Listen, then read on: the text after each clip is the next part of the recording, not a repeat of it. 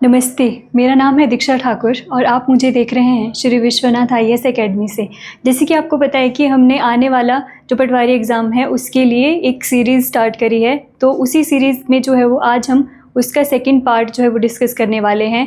पहला पार्ट है most important जो हमारे क्वेश्चंस हैं हिमाचल पटवारी एग्ज़ाम के लिए, ये उसका सेकंड पार्ट है कि कौन से क्वेश्चन जो है वो मोस्ट 20 इंपॉर्टेंट क्वेश्चंस जो है वो आपके आने वाले पटवारी एग्ज़ाम के लिए बहुत इंपॉर्टेंट होने वाले हैं। चलिए वीडियो को शुरू करते हैं, देखते हैं हमारा पहला क्वेश्चन। पहला क्वेश्चन क्या कहता है? पहला क्वेश्चन है कि हिमाचल प्रदेश में राज्यपाल को अध्यादेश जारी करने का अधिकार भारतीय संविधान के किस अनुच्छेद के तहत जो है वो दिया गया है। तो इसमें इंग्लिश में मैं आपको पढ़ देती हूँ एक बार कि किस आर्टिकल के अकॉर्डिंग जो है वो गवर्नर हिमाचल प्रदेश में ऑर्डिनेंस जारी करते हैं। तो इसके ऑप्शन कुछ इस तरह से हैं, आर्टिकल 213 के तहत, आर्टिकल 356 के तहत, आर्टिकल 214 के तहत या आर्टिकल 163 के अकॉर्डिंग। तो आपको ये बताना है। सबसे पहले मैं आपको बता देती हूँ कि ऑर्डिनेंस क्या होता है, यानी कि अध्यादेश जो है वो क्या होता है। देखो, ऑर्डिनेंस जो जारी करते हैं वो दो लोग जो है वो जारी करते हैं। पहला करते हैं हमारे प्रेसिडेंट ऑफ इंडिया और सेकंड जो स्टेट में कौन करता है वो करते हैं हमारे गवर्नर ऑफ द स्टेट। तो गवर्नर ऑफ द स्टेट में करते हैं। तो ऑर्डिनेंस होता क्या है? ऑर्डिनेंस जो है वो चीज़ होती है कि कोई भी सेशन जो है वो नहीं चल रहा हो। फॉर एग्जांपल हिमाचल प्रदेश में विधानसभा है, उसका सेशन नहीं चल रहा हो और कुछ ऐसा इमीडिएट में जो है वो कानून बनाने की ज़रूरत है, तो गवर्नर क्या करते हैं, एक ऑर्डिनेंस जारी करते हैं। ठीक है, तो उसी को कहा जाता है ऑर्डिनेंस। तो इस क्वेश्चन में वही पूछा गया है कि जो हमारे गवर्नर हैं वो ऑर्डिनेंस कौन से आर्टिकल के तहत जो है वो जारी करते हैं। तो इसका राइट ऑप्शन हो जाएगा ऑप्शन नंबर ए, यानी कि आर्टिकल 213 के तहत जो गवर्नर हैं वो ऑर्डिनेंस जारी कर सकते हैं। सेम मैंने आपको दूसरा बताया था कि सेंटर में कौन कर सकता है, हमारे प्रेसिडेंट ऑफ इंडिया, और उनके लिए जो आर्टिकल होता है हमारा वो आर्टिकल 123, यानी कि जो सेंटर है वहाँ पे ऑर्डिनेंस हमारे प्रेसिडेंट जारी करते हैं आर्टिकल 123 के तहत, और स्टेट में कौन जारी करता है, governor of the state, article 213 के अकॉर्डिंग। तो इसका सही आंसर हो जाएगा आर्टिकल 213। नेक्स्ट चलते हैं, दूसरा क्वेश्चन क्या कह रहा है, हिमाचल प्रदेश में बहुमत बनाने के लिए न्यूनतम कितनी सीटें आवश्यक है। हिमाचल प्रदेश में जो विधानसभा है उसकी सीटें हैं हमारे पास कितनी, 68। तो कोई भी पार्टी जो है वो जीतती है उसको मिनिमम कितनी सीटें जो है वो जीतनी पड़ेंगी।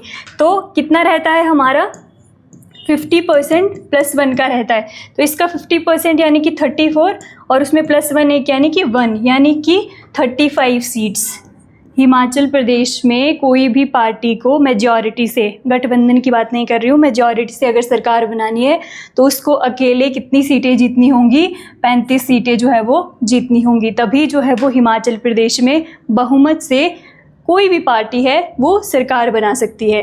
तो इसका राइट आंसर हो जाएगा हमारा ऑप्शन नंबर बी, यानी कि 35 सीट जो है वो जीतनी पड़ेगी हिमाचल प्रदेश में सरकार बनाने के लिए। नेक्स्ट है, थर्ड क्वेश्चन क्या कह रहा है, थर्ड क्वेश्चन है ये क्या कहता है कि हिमाचल प्रदेश लोक सेवा आयोग, पब्लिक सर्विस कमीशन भारतीय संविधान के किस अनुच्छेद के तहत स्थापित किया जाता है। तो ऑप्शन है आपके आर्टिकल 320, आर्टिकल 315, आर्टिकल 321, आर्टिकल 335। तो ये किसके अकॉर्डिंग होता है, स्टेट में ये होता है आपका आर्टिकल 315 के तहत। और जो UPSC होता है, यूनियन पब्लिक सर्विस कमीशन, वो भी जो है वो आर्टिकल 315 में ही जो है वो आता है। आर्टिकल 315 के तहत ही संघ लोक सेवा आयोग यानी कि यूनियन पब्लिक सर्विस कमीशन और लोक सेवा आयोग स्टेट पब्लिक सर्विस कमीशन जो है वो बनाए जाते हैं। दोनों ही कौन से आर्टिकल के तहत, आर्टिकल 315 के तहत बनाए जाते हैं। ये वाला सेंटर में बनाया जाता है जिसको प्रेसिडेंट जो है वो बनाते हैं, और स्टेट में जो है वो गवर्नर ऑफ द स्टेट बनाते हैं। तो कौन बनाता है, गवर्नर ऑफ द स्टेट बनाते हैं, लेकिन आर्टिकल कौन सा आएगा, आर्टिकल 315 के तहत। तो इसका सही आंसर होगा आर्टिकल 315। नेक्स्ट है, हिमाचल प्रदेश किस उच्च न्यायालय का अधिकार क्षेत्र है, which high court has jurisdiction over Himachal Pradesh. तो ऑप्शन आपके कुछ इस प्रकार से हैं। पहला ऑप्शन है शिमला हाई कोर्ट, दूसरा है हिमाचल प्रदेश हाई कोर्ट, तीसरा है Punjab and Haryana high court, और फोर्थ ऑप्शन है आपका चंडीगढ़ हाई कोर्ट। तो ये आता है हमारा शिमला हाई कोर्ट के ज्यूरिडिक्शन के अंदर। ऑफिशियल की के अनुसार इसका आंसर जो है वो ये है। आप इसके साथ भी इसको कंफ्यूज कर सकते हो, हिमाचल प्रदेश हाई कोर्ट, ये इसका ऑप्शन नहीं माना गया था। ऑफिशियल की के अकॉर्डिंग इसका ऑप्शन जो है वो शिमला हाई कोर्ट माना गया था, तो इसके साथ इसको कंफ्यूज आपको नहीं करना है। नेक्स्ट क्वेश्चन पे चलते हैं, जो कि है हमारा फिफ्थ क्वेश्चन। फिफ्थ क्वेश्चन क्या कह रहा है? फिफ्थ क्वेश्चन क्या कहता है? हिमाचल प्रदेश में सर्वोच्च संवैधानिक पद कौन सा है? मतलब जो स्टेट है उसमें सबसे बड़ी कॉन्स्टिट्यूशनल पोस्ट कौन सी होती है? चीफ मिनिस्टर सबसे बड़े कॉन्स्टिट्यूशनल हेड होते हैं स्टेट के, या फिर चीफ जस्टिस होते हैं, या फिर गवर्नर ऑफ द स्टेट होते हैं, या स्पीकर ऑफ द असेंबली होते हैं। देखो, जो हमारा सेंटर होता है वहाँ पे भी क्या होते हैं? दो तरह के हेड होते हैं। एक होता है नॉमिनल हेड, एक होता है एक्चुअल हेड। नॉमिनल हिंदी में कहेंगे नाम मात्र की कार्यपालिका, मतलब नाम के लिए, तो वो कौन होते हैं? प्रेसिडेंट। यानी कि नॉमिनल हेड कौन होता है? सेंटर की बात कर रही हूँ, कौन होता है? प्रेसिडेंट। और हमारे एक्चुअल हेड सेंटर में कौन होते हैं? Prime minister of India. वैसे ही स्टेट में, जो कि ये क्वेश्चन भी पूछ रहा है कि स्टेट में कॉन्स्टिट्यूशनल हेड कौन से होते हैं? कॉन्स्टिट्यूशनल हेड, और इसको और आप बोल सकते हो नॉमिनल हेड, तो कौन होता है? हमारा गवर्नर। यानी कि नाम मात्र का हेड कौन होता है? हमारा गवर्नर ऑफ द स्टेट। और एक्चुअल हेड यानी कि एक्चुअल पावर, एक्चुअल शक्तियाँ किसके पास हैं? तो वो होती है हमारे चीफ मिनिस्टर के पास। लेकिन इसका सही आंसर होगा, कॉन्स्टिट्यूशनल पोस्ट बोला है तो गवर्नर ऑफ द स्टेट जो है वो इसका राइट आंसर होगा। नेक्स्ट क्वेश्चन पे चलते हैं। 1971 में हिमाचल प्रदेश को पूर्ण राज्य का दर्जा किस अधिनियम से प्राप्त हुआ था? तो पूछ रहा है कि हिमाचल प्रदेश कौन से एक्ट के तहत फुल स्टेट जो है वो बना है। ऑप्शन कुछ इस तरह से हैं: state reorganisation act 1956, Himachal Pradesh state act 1970, north eastern areas reorganisation act 1971, या फिर कॉन्स्टिट्यूशन 36 अमेंडमेंट एक्ट 1975। किसके तहत जो है वो इसको बनाया गया था? तो इसको बनाया गया था हिमाचल प्रदेश स्टेट एक्ट 1970 के अकॉर्डिंग जो है वो बनाया गया था। एक्ट जो था वो 1970 का था, और जब हिमाचल प्रदेश स्टेट बना था तो वो 1971 में बना था। इसको आपको इसके साथ कंफ्यूज नहीं करना है, जो कि हम इससे पहले वाली वीडियो में पढ़ चुके हैं, क्योंकि यहाँ पर देखो डेट, देखो यहाँ पे 75। तो इसको ये नहीं करना है कि 36 कॉन्स्टिट्यूशनल अमेंडमेंट एक्ट के तहत जो है वो हिमाचल प्रदेश स्टेट बना था। लेकिन यहाँ पे ये भी देखना है आपने कि कौन सा ईयर है, तो इसके लिए कौन सा एक्ट आएगा? Himachal Pradesh state act 1970। B answer जो है वो इसका, बी ऑप्शन जो है वो इसका सही आंसर हो जाएगा। चलते हैं आगे नेक्स्ट क्वेश्चन पे। नेक्स्ट क्वेश्चन क्या कह रहा है? भारतीय संविधान का कौन सा अनुच्छेद हिमाचल प्रदेश में विधानसभा लेजिस्लेटिव असेंबली की व्यवस्था करता है?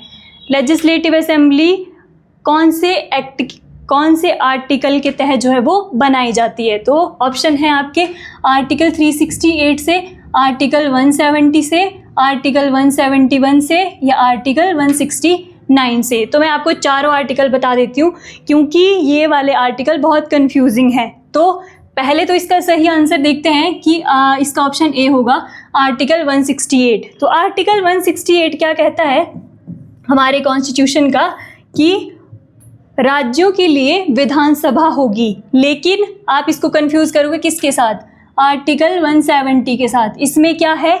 इसमें दिया गया है विधानसभा की संरचना, विधानसभा का स्ट्रक्चर, स्टेट में लेजिस्लेटिव असेंबली का स्ट्रक्चर। जैसे कि जो विधानसभा होती है उसमें मिनिमम कितनी सीटें होनी चाहिए? 60 MLA जो है वो होने चाहिए, और मैक्सिमम आपके 500 जो है वो होने चाहिए। इस तरह का जो स्ट्रक्चर है वो हमारे कौन से आर्टिकल में दिया गया है? तो आर्टिकल 170 में। लेकिन फॉर्मेशन ऑफ विधानसभा जो है वो 168 के तहत होता है।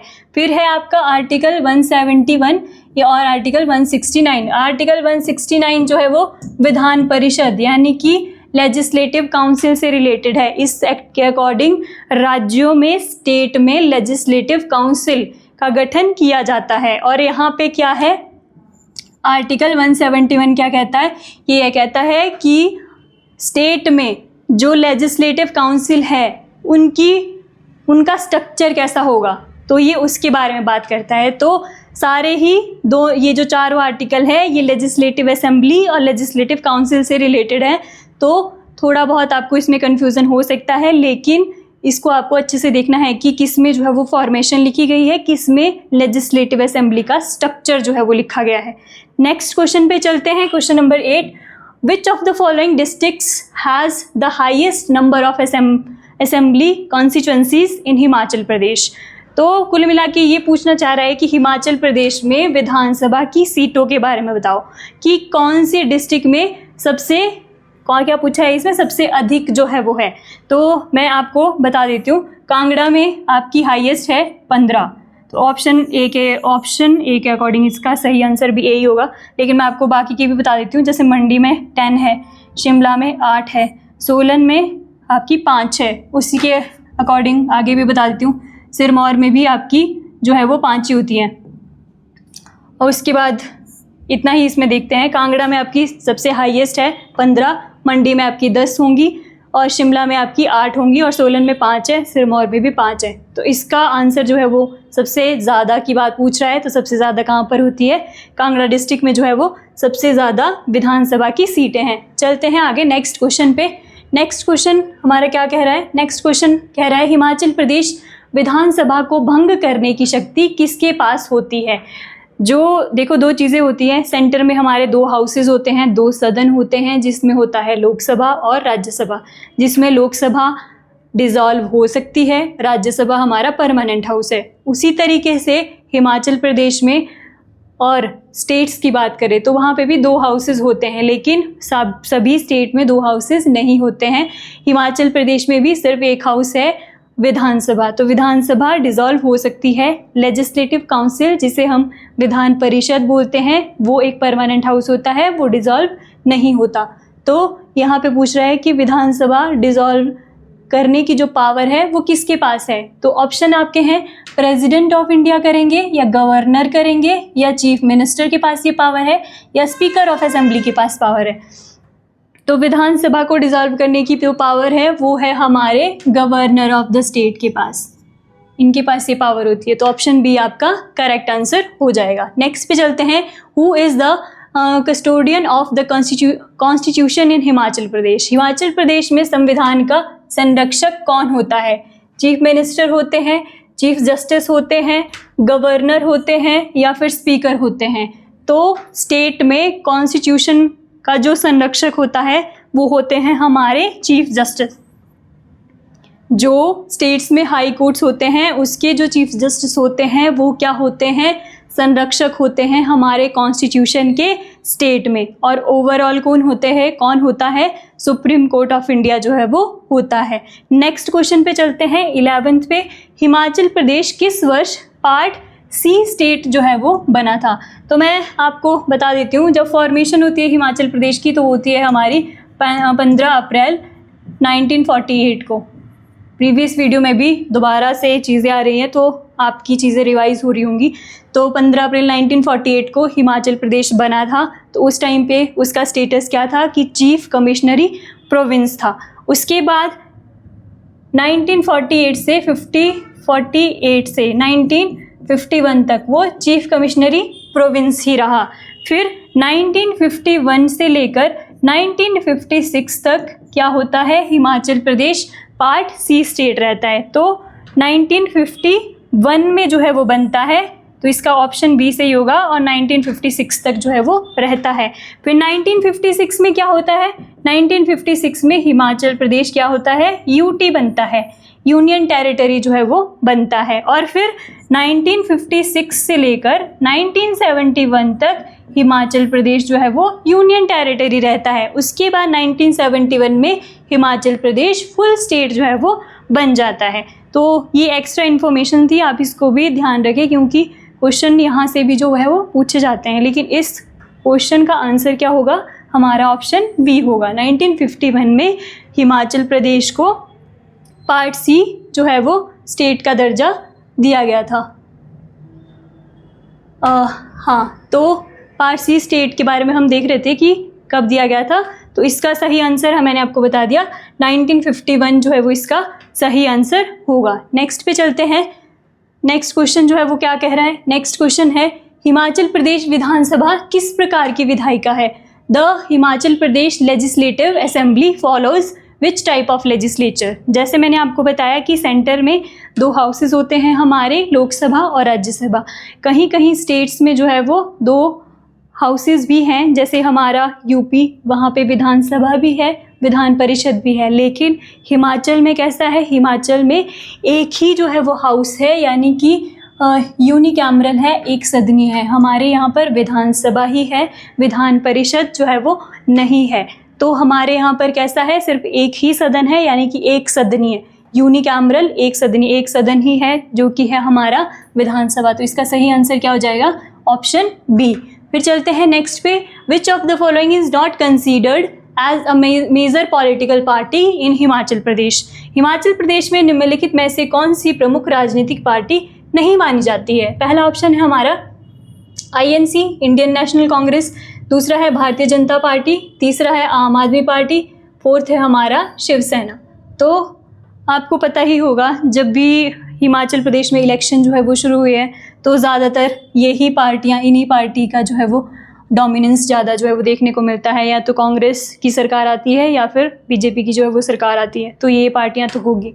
और आम आदमी पार्टी भी आपने देखा होगा कि हिमाचल प्रदेश में इलेक्शन जो है वो लड़ती है, तो ये भी एक इम्पॉर्टेंट पार्टी है हिमाचल प्रदेश की। लेकिन शिवसेना जो है वो महाराष्ट्र की एक पार्टी है, हिमाचल प्रदेश में जो है वो मतलब मेजर पॉलिटिकल पार्टी नहीं मानी जाती है। तो इसके बारे में कुछ देख लेते हैं। INC अगर आपको पता होगा कि कब बनी थी, हमारी 1885 में।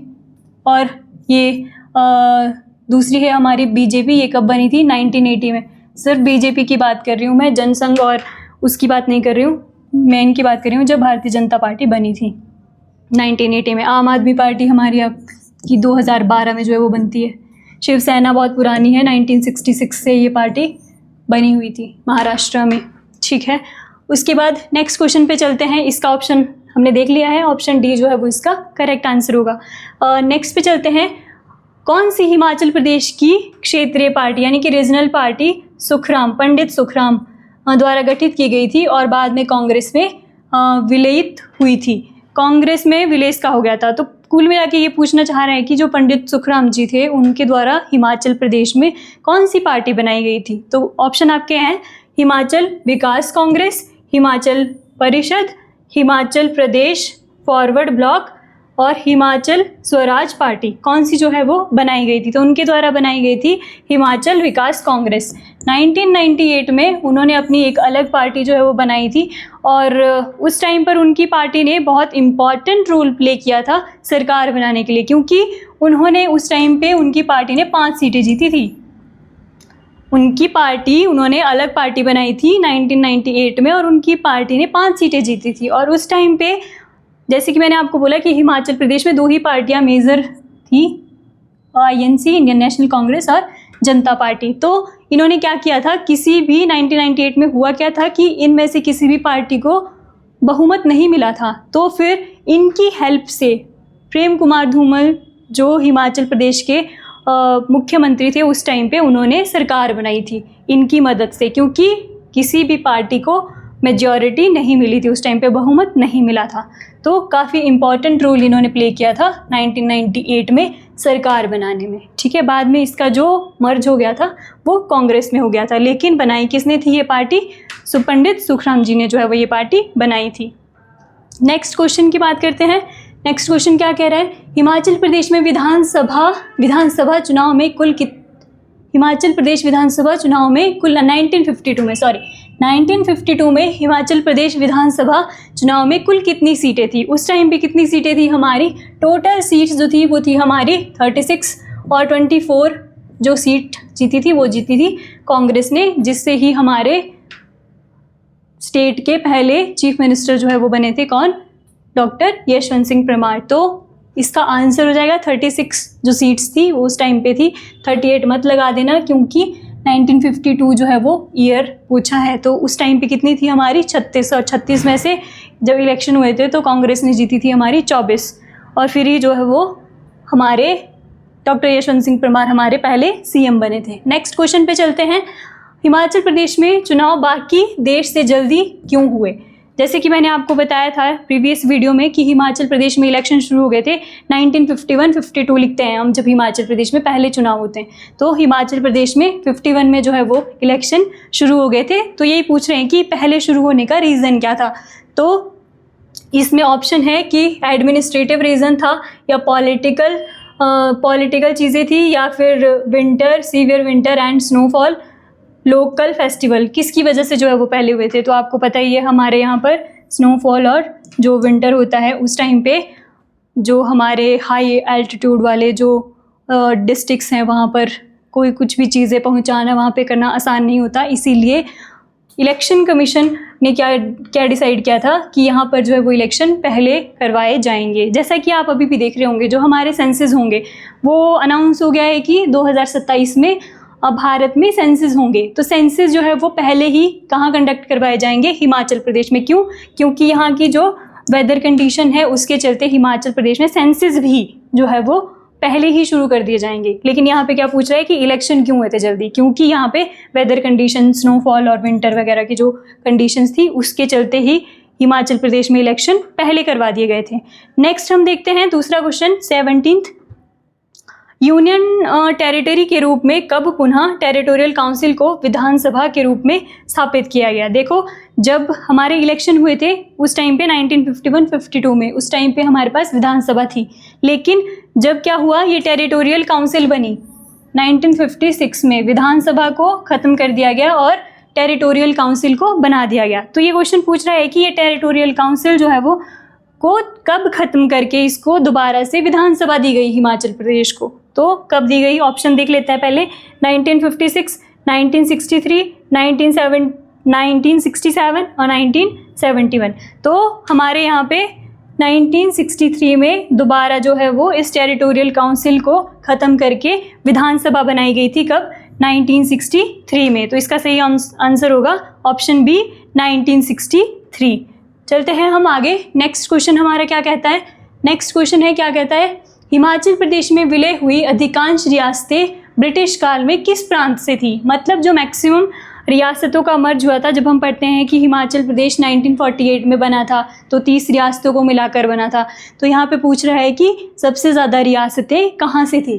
तो पंजाब हिल स्टेट से थी, यूनाइटेड प्रोविंस से थी, या दिल्ली प्रोविंस से थी, या राजपूताना से थी। तो ये तो कॉमन सा क्वेश्चन है, आप सबको पता होगा कि पंजाब हिल स्टेट्स की रियासतें थी, उनको मिलाकर और कुछ हिमाचल प्रदेश की रियासतों को मिलाकर हिमाचल प्रदेश का गठन किया गया था। तो ऑप्शन है ए।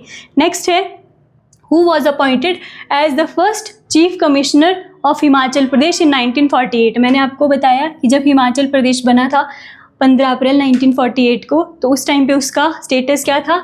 चीफ कमिश्नरी प्रोविंस जो है वो हुआ करता था। अब चीफ कमिश्नरी प्रोविंस होगा तो उसके पहले चीफ कमिश्नर भी होंगे, तो उसके पहले चीफ कमिश्नर के ही बारे में क्वेश्चन है। ऑप्शन देख लेते हैं क्या है। यशवंत सिंह परमार जी थे, या फिर मेजर जनरल हिम्मत सिंह, या फिर NC मेहता, या फिर GS पठानिया, इनमें से कौन थे? तो इसका सही ऑप्शन होगा हमारा NC मेहता। NC मेहता जो है वो हमारे पहले चीफ कमिश्नर थे जब हिमाचल प्रदेश चीफ कमिश्नरी प्रोविंस था 15 अप्रैल 1948 को। तो सही ऑप्शन होगा हमारा ऑप्शन सी।